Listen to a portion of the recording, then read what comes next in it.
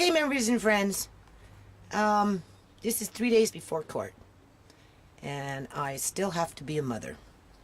But I just want to show you how this thing is sprouting up in here. Like, this is going crazy. Like, these things, I swear, they've grown. Like, the last time I took a video of them was in the dark, behind the glass, and they were just teeny weeny little shoots down in here. Just little ones. Look at them now. I mean, look at them now. Look how much they've grown. And that's what, in 5 days? 6 days or something stupid like that? But my daughter's doing something in here. She discovered the greenhouse and now she's all excited with it. But she's making a mistake. She's putting these in here. This is food. We don't want to be taking the nutrients out of the dirt. So she needs to go back outside and put them. These ones will live. They won't die outside in the wintertime. They're fine. These are outside plants. So she needs to take those out and put them back in the dirt out there and leave these things alone because there's food still coming up. She doesn't realize it's still coming up. Right? And she did it over here too. There. She needs to take these out. She can do that stuff in the big greenhouse. Little lettuces are getting a little bigger.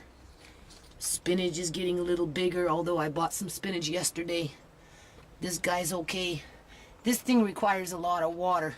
It's almost like you have to come out here every second day and water these things. Yeah, they're quite requiring a lot of water, so I don't know.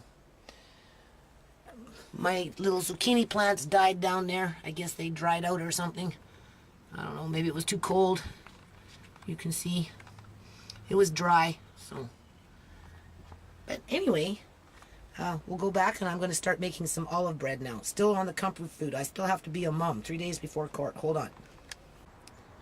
And with this olive bread, it requires some kale in it. So I'm just going to just chop these off. Move back.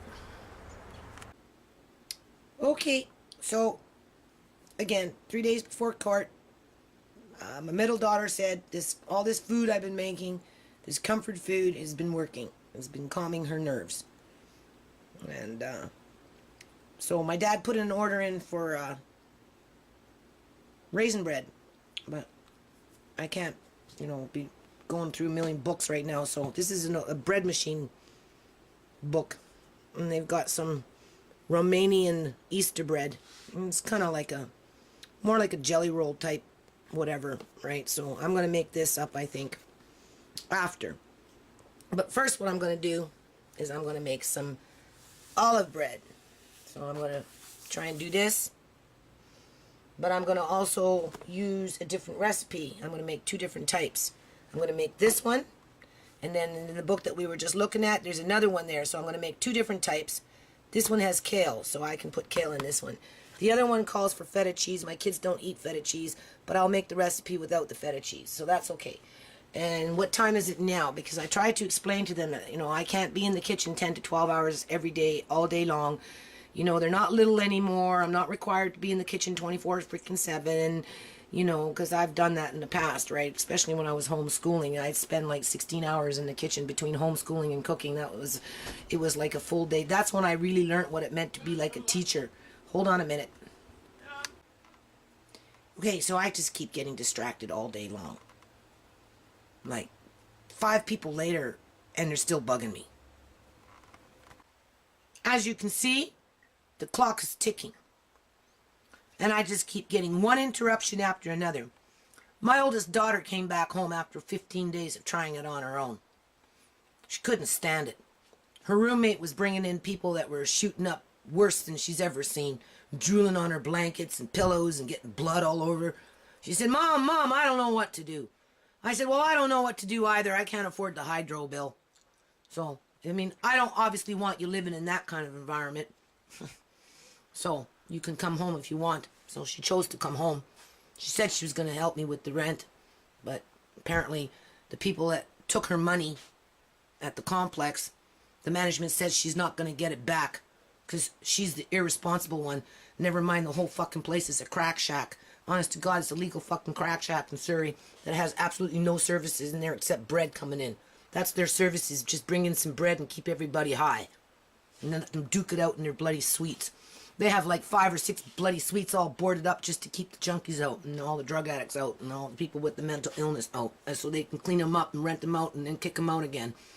And then when they leave on their own accord, they refuse to give them back their damage deposits and their rent. So anyway, she's raging around here and raging on me, and I'm like, I'm tired. You know, I put my car on the road yesterday. Hold on a minute.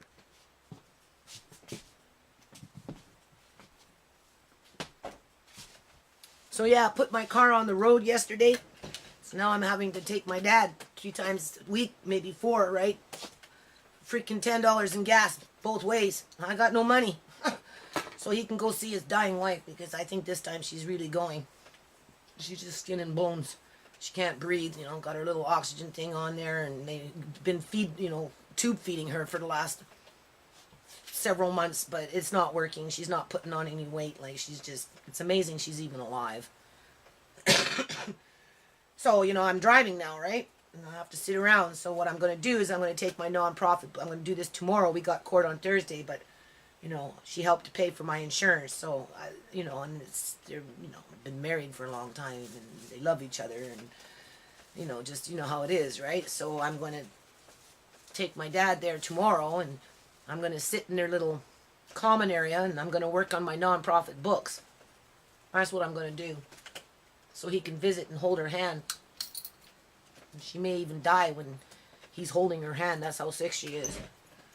So, but then I don't know. They're pretty good at keeping her alive, so we'll see.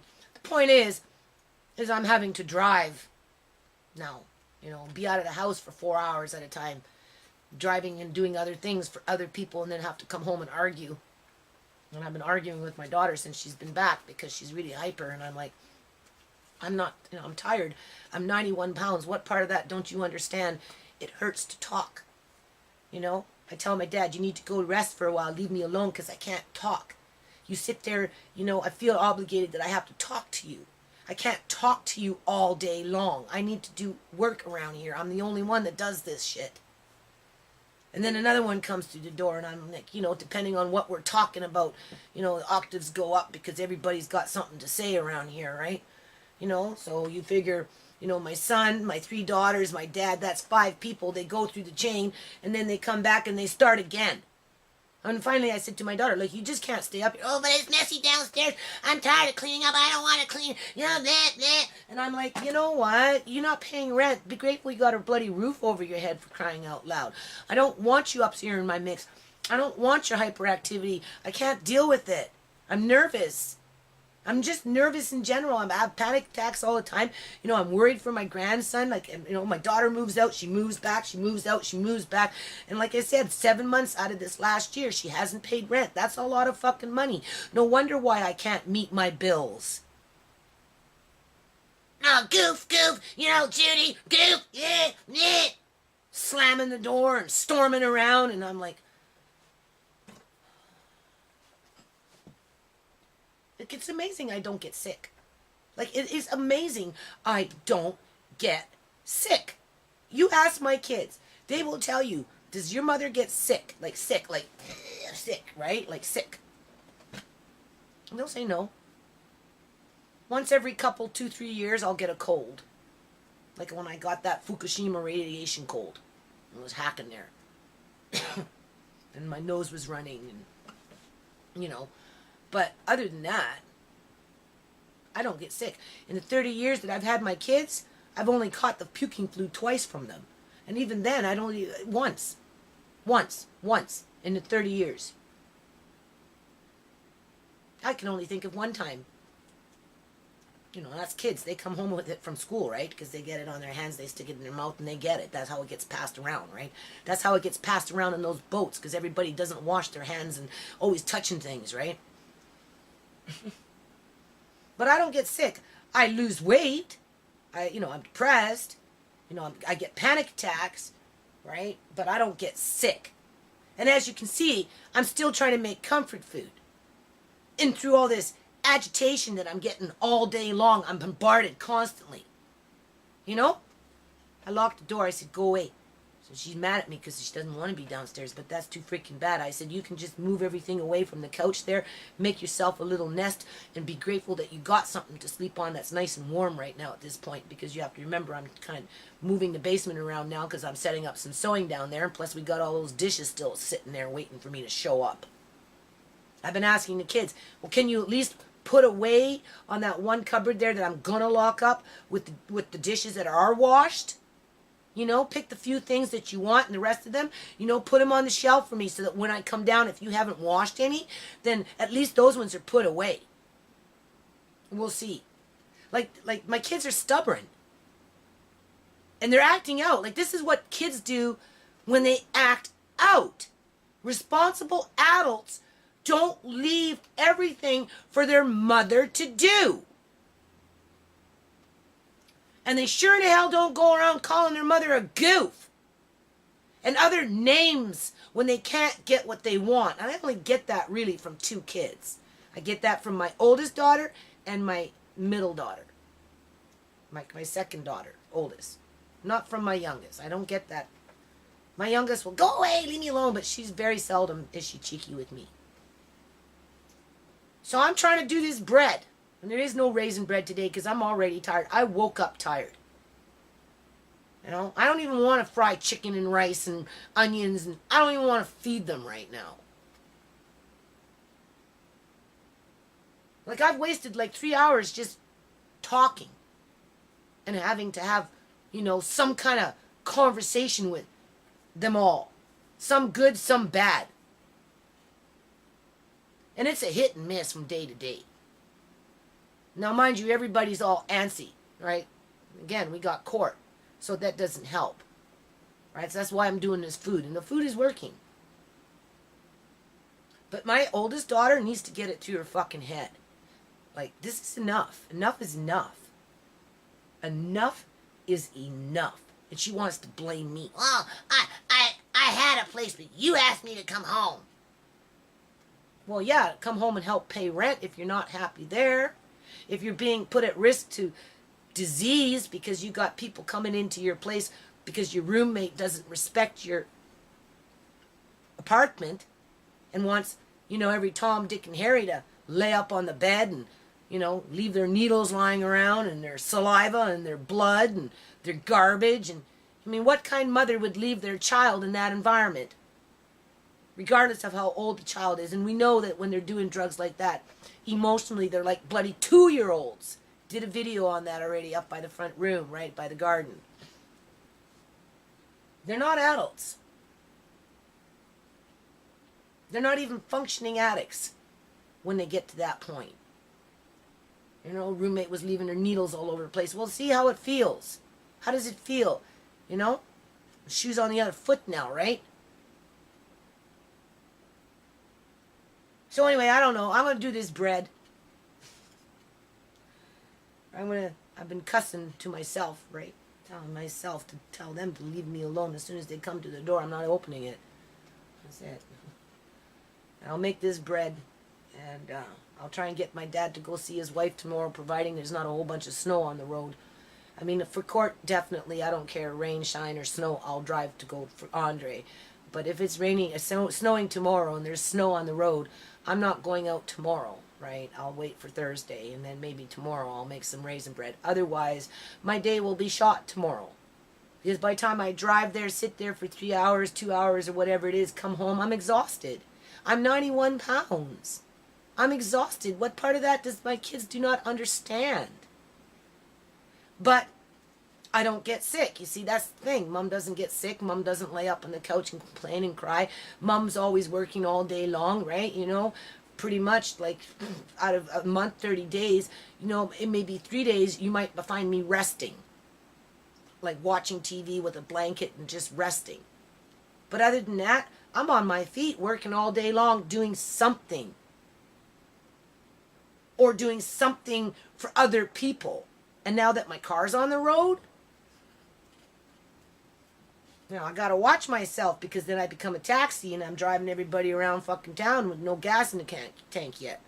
And then I have to come home and pick up where I left off. So I gotta get up off that bandwagon. I'm not sure what's happening with my with my middle daughter. I don't know if she's moving out or not yet. Like I said, my thing is, I already told her, I don't care what you got to say. What I got to say is, if you go to school full time, pay attention to your schoolwork, work part time, stay away from an abusive relationship with your ex-boyfriend. Don't bother with that one. Let that one go.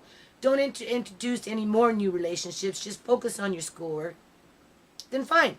Follow the rules. I don't want no parties downstairs. We're going to be doing some sewing. Keep your dishes clean. Then live your life and build on it. But if you're determined to go off and do your own thing, then I'm not stopping you from doing that. I don't know what she's doing. I don't know. As for my daughter, I'm going to ask the judge. I'm going to say, Judge, I need help. Social workers, they're useless. They're useless, and they're vindictive. They're deceitful. They're hurtful. They're manipulative. I can draw on a few more words to explain what they're really like in terms of child protection. And they don't follow through on their accredited programs, okay? All it is just a photocopy. It's just a photocopy to say that they have something, but when it actually comes down to the real walk, they can't even follow through on it. They can't.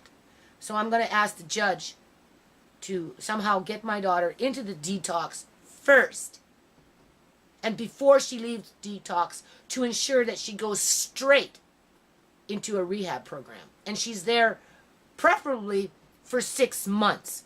3 months is not long enough. And the government, the provincial BC Liberal government, needs to stop fooling itself. These people need help.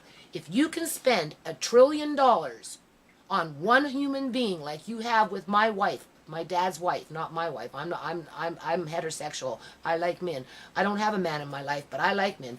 But anyway, or a man, I should say.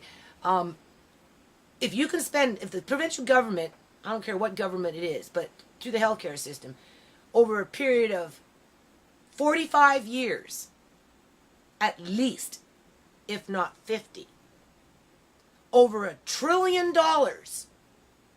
on medical costs from psychiatric issues that kept taking her back into mental institutions, prescription drugs, psychiatrists, x-rays, MRIs, exploratory operations, and just the whole 9 freaking yards at the taxpayer's expense. $1 trillion. Because she's spent probably about $3 million. I figure $1 million a year since she's been here. She goes through a lot of health care. And she's still sucking up the money. Okay? And she's on her last breath.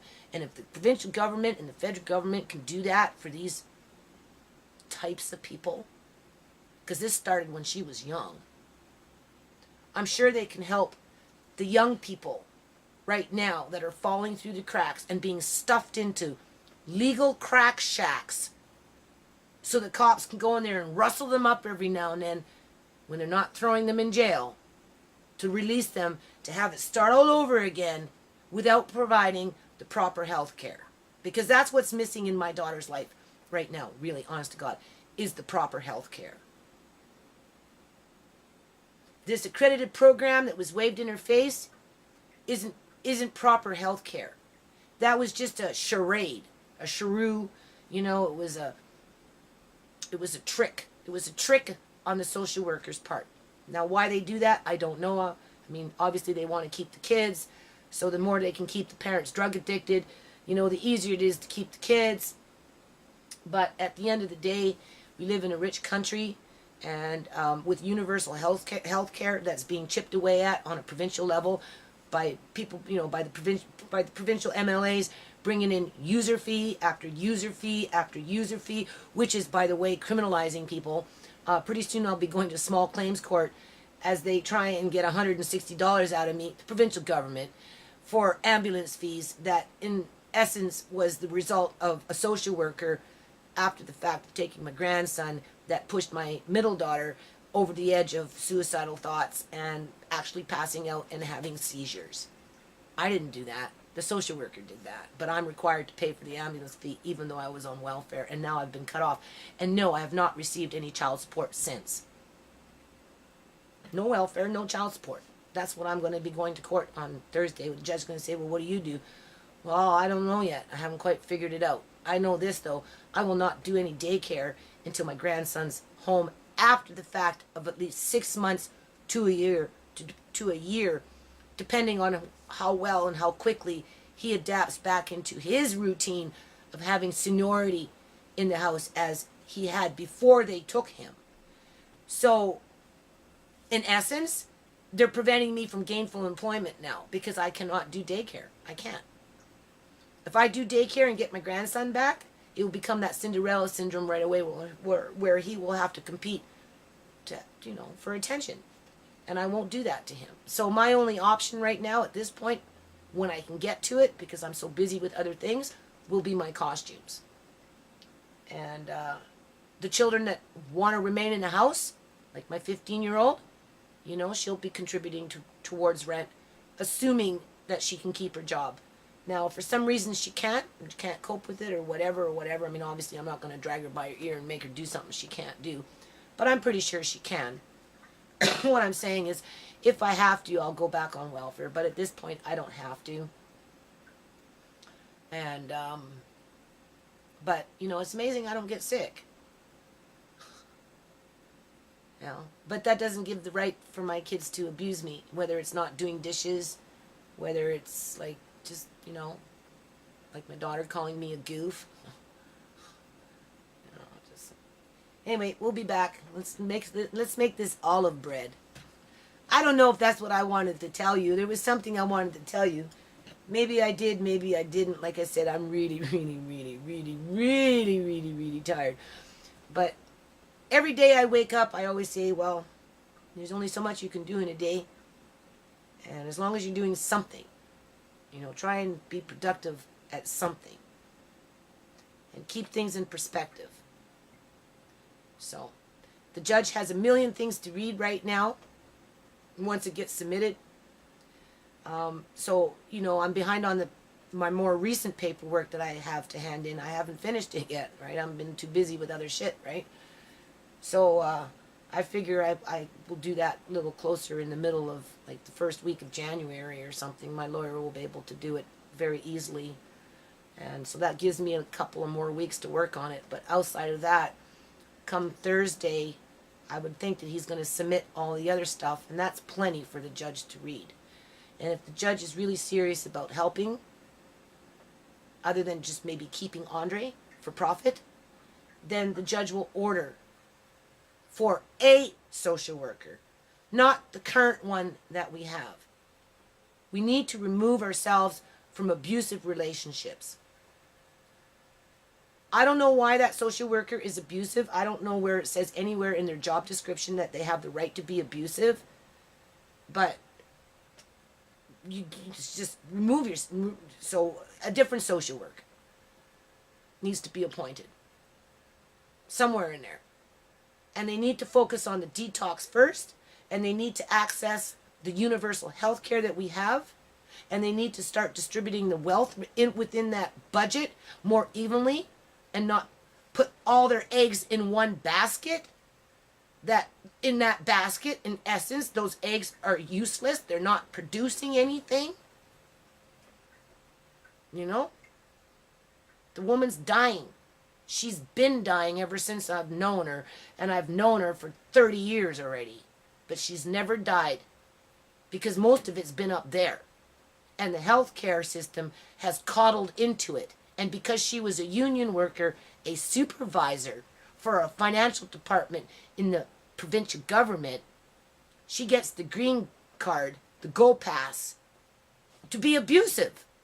Basically. In our society, union workers, they know the government protects them, right? They can be pretty shitty people. And that's what we're dealing with right now with these social workers. Same kind of mentality. Only they're young. They haven't made it to being tube lady yet. But they're heading in that direction. Well, they're exploiting 2-year-olds. Not only in the sense of an actual child. When they took my grandson, he was 2. But the mother. She's like 2. Emotionally, mentally, in a lot of ways, she's like 2, 3, 4, 5 years old. Huh? Feed her to the wolves? Well, now maybe a union worker will feed her to the wolves, but not a real mother. Mothers don't do that to their kids. They can send them in the basement. She doesn't like that, but that's too bad. This is my space. Be lucky you got a basement to stay out and try and get better. But if the judge is really serious in judging, hit the I'm the judge, this is what I say, well, then get her into the detox, and from detox straight into rehab, and do it for 6 months, not 3. 3 is not long enough. And then from there, we may start to actually see some real recovery. Because that's what I need in my life, is I need my daughter to recover. Like, this is awful. This is awful. But anyway, we're doing bread. We're doing olive bread with olives and kale from the greenhouse, and I took a little bit from the garden. So we'll be back.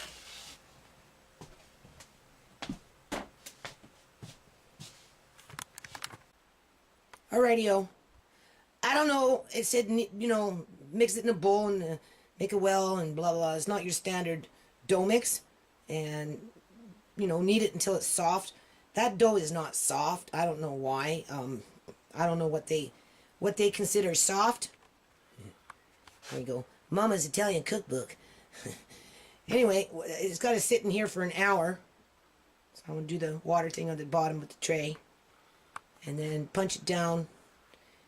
Put your olives, your kale, make 3 separate things, and then let it rise again for another hour, and then you cook it again. So it is now 5:41. I'm going to cover it up. I'm going to have myself a cup of tea, and then I'm going to probably start thinking about doing that chicken with the rice. So we'll be back. Okay, so now it's 20 to 7. This is a different kind of a bread. It is rising. You can see it sponging back. So now I'm going to mix it up with the olives and the kale and put it on the pan. Turn up this. They want the house warm. The house is cold, so I don't know. I maybe just put it back in the oven or something, but it rises again for another hour, so hold on. Okay, so what I'm going to do now is I'm going to knead this bread into the olives and the kale. And I'm going to do this twice because I did a double batch as usual. We'll be back. Okay, this is like really finicky bread here. I only did half of what I had there in a pile. Because first of all, we don't even know what it's going to taste like. There's a fair amount in there. You just knead it, right? Knead it in. I don't want to oversaturate it with black olives where nobody eats it. That's not what I'm trying to do here. So I am going to stop with that one. And what you do is you cut it into 3, and then you make little loaves, right? And then you let it rise again for an hour. So I'm going to do that with the other one and put this much in the other one. And then the stuff left over, if the kids like the bread, take a couple more olives. And then what I'll do is I'll just put a few more on top. I'll slice it open and just kind of sprinkle it in there. But anyway, if they like the bread, if I have time tomorrow, if I don't get distracted 50 million times in a day, maybe I'll make another batch, right? There is a different recipe I wanted to try, so we'll be back. Okay, I'm just doing this with one hand here. So when you're kneading this in, because it's such a, I don't know, it's a different kind of dough, right? It's going to come out like a different kind of bread. But when you're kneading, you obviously go like that, right? You fold, you knead, you fold, you knead, right? But you also have to open this up with one hand. Do you see? There you go. And then you can take that, put that in there, close it up, and then continue kneading. And then it helps to break it up more into the dough. Right? So I just wanted to point that out. We'll be back. Hold on. Okay, members and friends, I'm kneading again here. I'm having to, when you do this stuff, right? Again, I only got one hand, but you have to turn everything underneath it, right? You turn it all underneath. You pinch it underneath it, right? You bring it down. So I'm going to turn this one around, right? So, you know, you just kind of turn it underneath. And this stuff is kind of wanting to rise as I'm working with it here, right? And,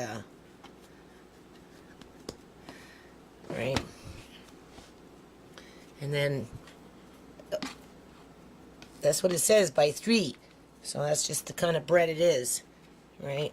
So, and then we'll put the other one there, and then I'm going to put it on the stove, because they said warm up the oven. So you got to have, the oven heat it up for an hour. So I guess put it in here somewhere where it's going to be nice and warm, right? And there's enough for tomorrow. If the kids like it, I'll make maybe another one tomorrow if I have time, right?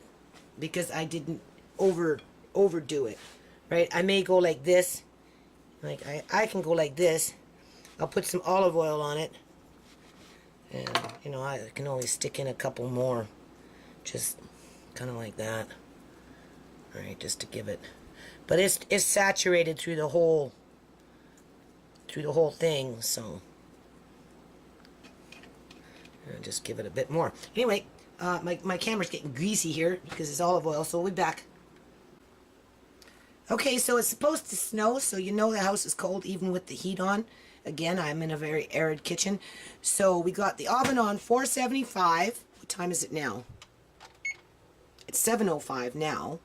So this needs to rise for another hour. So at 8:05, I can put this in the oven. But before I do that, I put a little bit of hot water in this pot, just about an inch. And then I'm going to take the tray and I'm going to put it on top of the pot. Okay, because the stove is hot. The stove is hot right now. So the hot stove with the pot will start with the water. The water will help to retain the warmth of, you know, it will just help to absorb heat, right? And then I'm going to cover it gently. Here what I did is I sliced it open in 2 spots. You can see 1, 2. I opened it up with my fingers a bit, and then I stuck a little extra kale and a little bit of extra olives in there, right? Just, you know, I'm going to see what my kids think of this. And then this one I just left as is, right? So, and we still have plenty left over for tomorrow. Hold on. Okay, so trying to keep this brief.